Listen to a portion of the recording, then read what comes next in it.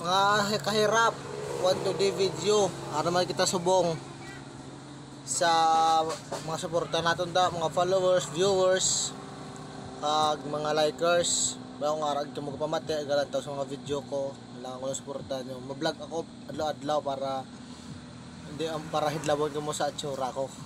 Ara may gambal naman ko sa inyo. Subong. Tagaan nyo man time ng inyong kabuhi, kag inyo kagalingon. Hindi lang puros obra, hindi lang puros tagay, hindi lang puros barkada. Tagaan nyo man inyong time inyo kabuhi. Kay sa 7 ka adlaw may isa kita nga special. Ang isang adlaw na kay Lord God dapat ina. Ang anong ka adlaw nga ina, bahala na kung ano himuon nyo. Ang mahalaga dira are dire ang nakasalalay ng aton nga kabuhi nga maayo.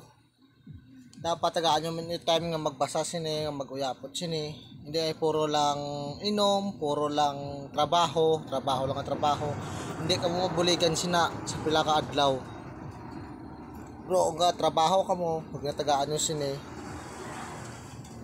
sureball gina ya, magahilwa gina mo kabuhi, tubtub siya no. Wala naman para ko sa inyo mga kahirap.